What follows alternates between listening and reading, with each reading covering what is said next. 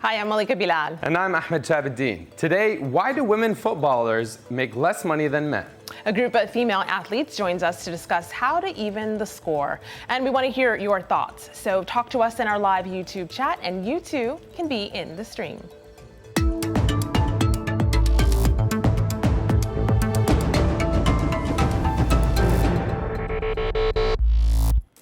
The football pitch is the latest battleground for gender equality as women players prove they are not just playing to win. In fact, they want the same quid pro quo that the men get. But what will it take to even the playing field? Joining us to discuss this in Trondheim, Norway, Lauren Silver, a midfielder for Norwegian club SK Trondheim's Ørn, and a member of the Jamaican national team. In Rowing River, North Carolina, Hope Solo, a former member of the U.S. World Cup team and a two-time Olympic gold medalist with the U.S. Olympic team. And in Toronto, Canada, Shireen Ahmed, a sports activist and co-host of Burn It All Down, a feminist sports podcast with a great name. Welcome, everyone, to the stream. Hope, I want to start with you. I want to just dive right in there because you have lived experience with this, I know. So in your experience, what do you think is the most striking difference between the way that football associations treat the women's game versus the men's? Well, I think it is quite simple. It all comes down to money. At the end of the day, money is what's most important to market the game. Money is what's most important in order to make huge growth in the women's game. And when you look at the men's game, they are so much further along. But many, many moons ago, several decades ago, they were where the women's game is at today. And it took investment, it took marketing, and it took money to get to where they are today. And it's exactly what the women need in this day and age. Hope, as you were speaking there, I just jotted down, you said it's quite simple. We also have someone on Twitter, IceV, saying, I mean, clearly it shouldn't be like that, but the reason ain't rocket science. What do you think, Shireen? I mean, if it's not rocket science, is it as simple as money? No, it just comes down to money. I completely agree with Hope. If we look at the history of the most watched soccer game in the history of the United States, it was not a men's game. It was the women's final against Japan in 2015.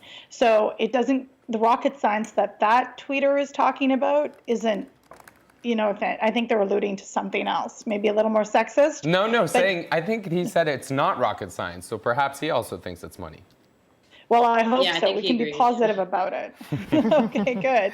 But I mean, then there's the other side of the vacuous commentators that like nobody's interested. And that's not true at all. You have to invest money back the women's game to make money. So I pulled up that headline there because you referenced this. We were just talking about it with my coworkers and I in the meeting, the editorial meeting before this. The Women's World Cup final was most watched soccer game in United States history. This via the New York Times. And of course, we're talking about that game against Japan, the 5-2 victory there. But Lauren, I saw you kind of nodding your head there as Shireen was talking. What were you thinking? Yeah, I mean, from my experience, obviously with the U.S. national team, of course, money is always an issue. But coming from a team like Jamaica, where money is definitely an issue, I can see the lack of resources being one of the biggest reasons why, in terms of financial support, one of the biggest reasons why we struggle. Mm-hmm. So I have another headline here, and Hope, I'll give this to you because they're quoting you. So this is right around the time you ran for office to become the president of the Women's Federation, the U.S. Soccer Federation. And in it, something so striking, because you started the show by saying it's all about the money. So this quote really summed it up really brilliantly, for me at least. You write, or you speak, you say, in 2015, as the best goalkeeper in the world, I had to play 23 games, win a World Cup, and win the Golden Glove, only to make $40,000 less than Tim Howard, who only had to play 8 games and win nothing in his World Cup year. And you're referring to the men's goalie there. Talk to us about what that is like.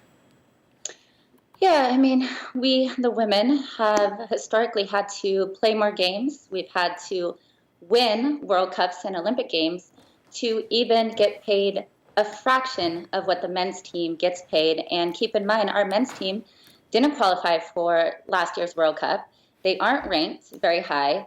they don't win major tournaments, and they certainly don't bring in as much money to our federation as the women do for marketing purposes, to be quite honest. When you take a women's main player, you can take somebody like Abby Wambach, you can take somebody like Carly Lloyd, Hope Solo, or Alex Morgan.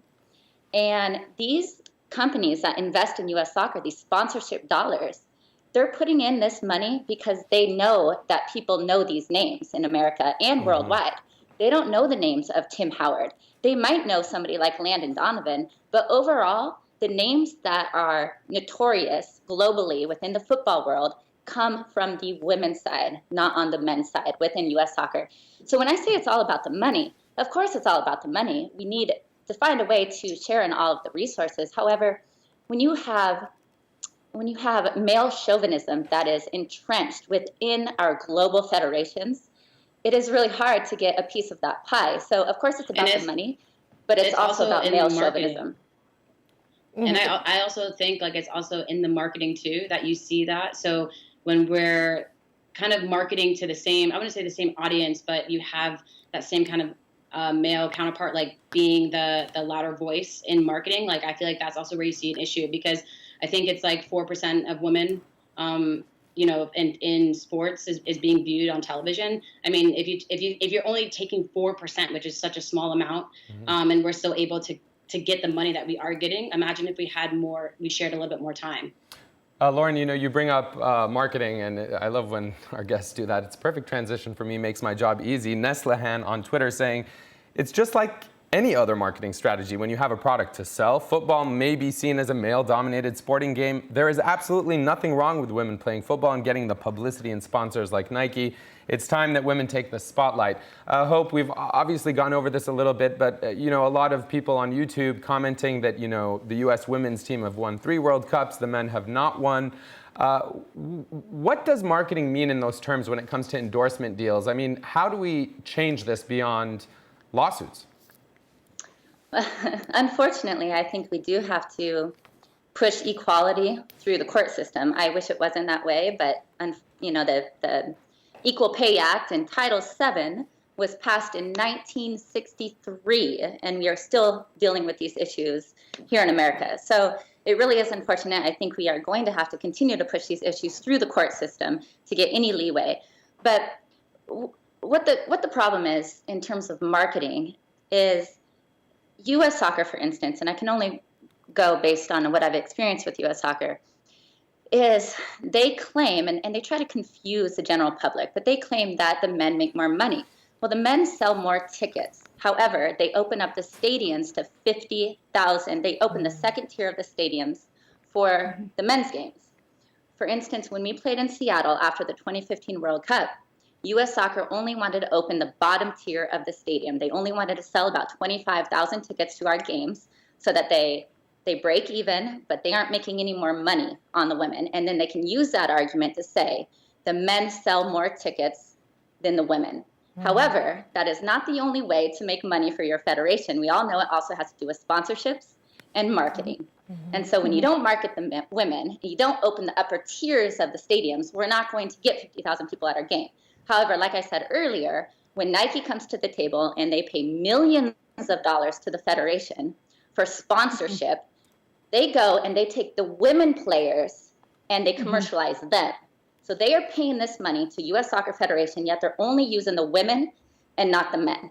So it really is hard to say who brings in more money when the women are used more than the men. Right. And I think that's a really important point here, because the men and women are not given an equal playing field at all. And I'm not just speaking very specifically to turf versus grass. I'm talking about equal playing field all across the board in terms of opportunity. Like, I know for a fact, many federations, the women's kits outsell the men's, and merchandise is a big part of this too.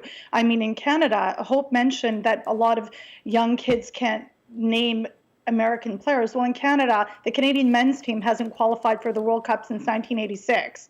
And I can assure you there's a lot of youth who can mention many, many, many women's players who are ranked 5th in the world. So and they sell way more merch. But the problem with endorsements is it's not going to solve a global problem where soccer and football globally is literally entrenched in sexist systems. So unfortunately, having to go to court is also not something that a lot of teams around the world and in the global south can actually do. For example, and Nigeria. That's what we're experiencing right now. Exactly. Like the Reggae girls, very specifically Nigeria, hadn't been paid by their federation for winning the Continental Cup. They were not paid for a year. You saw that in Denmark, where the women actually went on strike. Going to court is not a feasible option for all these teams around the world, and this is definitely a global problem. Lauren, It definitely is. Go ahead, Lauren. I pulled up this headline here before you describe what life is like for many of these players. Jamaica earns country's first ever Women's World Cup berth. And this is also the first in the Caribbean there. And this, of course, happened last year in October. Go ahead, Lauren. Exactly. Yeah, so you just said some like really remarkable things, right? Pretty miraculous considering the fact that we didn't really have any resources or funding for camps pretty much before the World Cup qualifiers. Going into the qualifiers, we didn't really have the money. Then we somehow made it happen just because of, I would say, our coaching staff and the people we had on board really helping us. And then now that we've qualified, FIFA pays every federation that qualifies for the World Cup a certain amount of money, which the players have not yet seen. We are not contracted. And right now we're in the middle of negotiating a contract, which is something that I've worked extremely hard for with our federation. Since I first got with the senior team, which is in 2014, I went to the last World Cup qualifiers, which we didn't qualify. But I worked really hard on trying to implement this contract or just some type of stipend, some type of compensation for the time and effort that the girls and I, put in. And we're now just seeing that. And this is 5 years later. And we're in negotiation right now, like today, trying to get what we deserve, even like back pay. We haven't seen any money from the qualifiers. And that was an international phenomenon. Like that's something that has never happened for Jamaica. It's something that has never happened for the Caribbean. Right. And Lauren, I mean, forgive me for cutting you off, but as you were speaking there, outlining Jamaica, in what your experience in Jamaica, it almost sounds like you're begging for the same thing that the men not only don't have to beg for, but get given in droves. And that's what a lot of our online community across the world really are commenting on. Gibson Nyakadzino saying, in Zimbabwe, despite a local women's league, no sponsorship is availed even to the women's national team. At one point after an international assignment, women's team got $5 allowances, yet the men's team is pampered with goodies, training facilities are substandard, no gym, and obviously emojis that reflect how she feels about this. Do those emojis resonate with you, Hope? Oh, I'm sorry. I didn't see all the emojis. It's okay. I was joking about the emojis. More importantly, all the things she mentioned.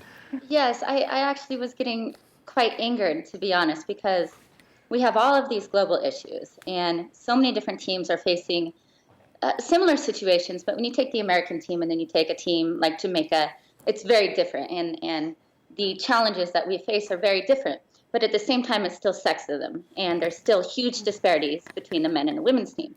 So I get angry because I think of how we have FIFA. We have FIFA in place to be the leader of every federation. It would be so easy for them to get involved, to hold these federations accountable, and to make sure that all of their athletes are being properly taken care of. Otherwise, how is the game, the women's game, supposed to grow? I mean, we have teams fighting for internet access, fighting for $5, fighting for tracksuits. It's unimaginable, and it's being treated like second-class citizens. And although we as Americans, the American team, are fighting for much bigger salaries, I do think that you can't lessen our fight, because somebody really has to push this fight through the court system, because ultimately FIFA will have to wake up and hear the global fight amongst all. No, you definitely can't, because you guys, I was saying this earlier, created a path that was not created before. And where you guys were before and where you have come now, that obviously was a long process, and there was a lot of like back and forth, sometimes taking steps forward and steps backward.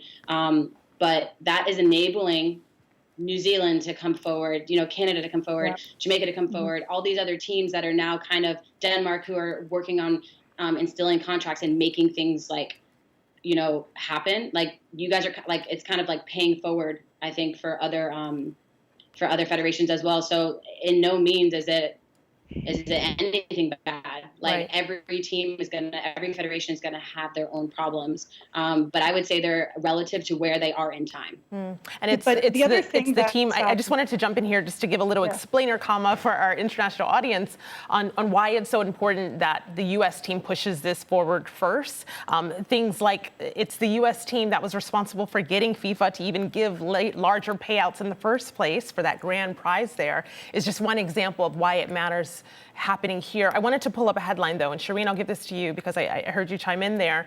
This is from the New York Times, and this happened earlier this year. U.S. women's soccer team sues U.S. soccer for gender discrimination. And we've referenced this in some of our comments earlier today, but what do you make, Shireen, of this lawsuit?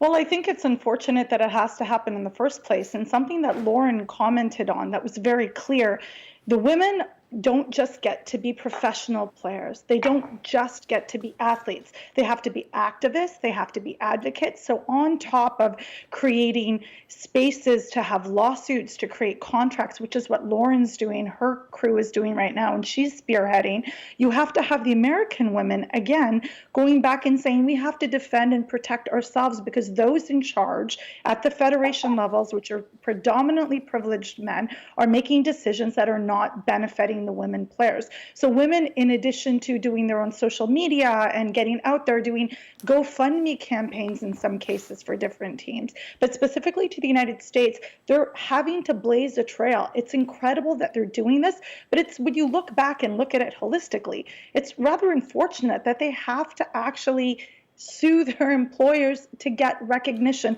when they are the most storied American professional team, perhaps. Like this is, you look at it in that way, and it's kind of staggering that they're having to be put in a World Cup year. They can't just get to focus on winning.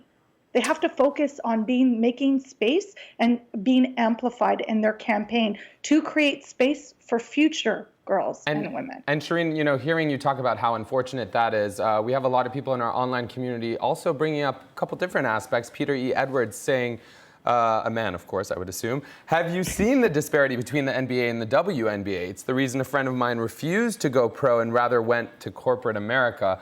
And, I just wonder when I read that tweet coming in, for people who are passionate and this is their passion, whether basketball or football in this case, there seems to be also a deterrent, right? This reality, something that TJ chimes in on, Shireen, about Ghana and what it's like there. In my country, Ghana, TJ says, most women in sports complain about the amount they receive as a winning bonus, and sometimes even that gets delayed. The response they receive anytime they complain to authorities is they keep telling them there's no money, this bad treatment never happened to men. So ultimately, patriarchy obviously entrenched in our society in very different ways, but is lawsuits the main solution?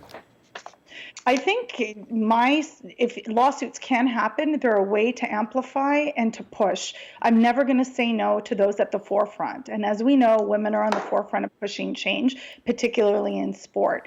Now, if you want to ask me, there needs to be an incredible shift in many different areas. First, women in FIFA, representation of women on different federations and different boards. And I'm going to point to the media because I'm also a sports journalist. Representation and coverage of these sports is not good enough. You'll often find media only covering leagues when they're being folded or when something bad happens. They're not committed to the coverage of that. So it's like many tier issue that we're talking about. It can't only be resolved by one thing. And this whole idea that there's no money, I'm sorry. FIFA has more than $4 billion in reserves. Don't talk to me about money. I'm sorry. So I wanted to bring up two things there. The first is from Carlos Cordero, who is the president of the U.S. Soccer president. He writes on Twitter, U.S. Soccer believes that all female professional athletes deserve fair and equitable pay. We will continue to work with and listen to the U.S. women's women's national team players to achieve our shared goals as partners. And you can see the full statement there on Twitter. It's all lip service. I was going to go to you with this. I was going to go right to you with this, Hope, because of course you have your own lawsuit on this from 2018. Where is that? What's the status of that right now? Well, a little history for you. This was not easy for the current national team members to sue their employer, of course, but this has been something in the works for us since 2015 when we had a complaint with the Equal Employment Opportunity Commission, which is a government agency in America, and they held on to our complaint for 2.5 years. And that's when I said, okay, you know what? This isn't going anywhere. We can't continue to just sit back and wait patiently for change to happen. So I was the first player to ever take this issue to federal court, and I sued U.S. Soccer on Title VII and the Equal Pay Act, and this was about 10 months ago now. And I was hoping and praying that the current team members would follow my lead. And I say follow my lead because of my fight for equal pay when I played in 2016 in the Olympics, I got fired. My voice was the strongest, my voice was the loudest, and after 2016 Olympics, I got fired for my fight for equal pay because we were going into negotiations for the new CBA. Now, this scared all of the players. They used me as an example. They thought that they could remove the loudest voice and that the fight would be over. At that point in time, I went forward even stronger, and I sued the federation in federal court. But it took some time for the current players to get over the fear that was set in. It took some time for them to understand that U.S. Soccer will not give you what you want just because you ask nicely, just because you continue conversations with them. They're not going to give you what they want. I played on the U.S. Soccer Federation for close to 2 decades, and we've been through 5 different CBA negotiations, and they never once negotiated with us. They told us how much money they were going to give us, and that was the end of it. Mm-hmm. So I found that in order to get the rights that are lawful rights, mm-hmm. you can't ask nicely. You have to fight. You got to take it. You have to take it. You can't sit back. No nice. No nice. And people in power will not give up power. You have to take it. And so mm-hmm. I'm really proud that the team finally came around, and they did it at a point in time where I think it's very important because it's right before the Summer World Cup, and they're going to get a lot of media attention behind it. But keep in mind, this was a long battle and a long struggle, and it's going to take probably another 3 years before we ever get a solution to this. So Carlos Cadero. So Hope, I know that you're not the only one that thinks that. I actually want you all to listen to another player who's on the same wavelength. She is a player on the Danish national team, and she told the stream about what she'd like to see moving forward. Her name is Nadia Nadim. She's a striker who's in France right now for a game against this year's World Cup host. And just so you know, before we play this comment that she told us, we searched everywhere. Our team searched everywhere for where we could find a live stream of this game that's going on right now, and we're unable to here in the U.S. So have a listen to what she said. The changes that I would love to see in the women's game, where I could mention so many, but I feel equality is obviously the biggest one. Equal pay, having the same conditions as the man, being treated the same way. And I feel the way we can achieve these goals are by, first of all, being acknowledged by the federations. You can't change anything, people's point of view, if the people we work for don't treat us the same way. So I think that's the first step. And on the Palestine one. Lauren, what do you make of that? I mean, I completely resonate with that because I feel like, especially in Jamaica, with the culture and women's soccer not being so prominent, this past year was really big for us because we actually got a lot of hype behind our team. But before that, there was a period of time where the team wasn't existent. It actually stopped for a few years. And coming back for the last World Cup cycle and not qualifying, and then coming back this time and actually qualifying, it's we have to talk a different language when we want to get from men and especially from the Jamaican Federation. I mean, we don't get the fuels that we're supposed to have. We don't have proper fueling sometimes. Travel and how to get there. We have like Shireen was saying, we have to worry about so many other factors outside of playing, when really we're supposed to go to camp, we're supposed to go to tournaments, and we're only supposed to focus on being a professional and playing. And we do everything really, and I would say we do everything but that, because it really takes away from our performance.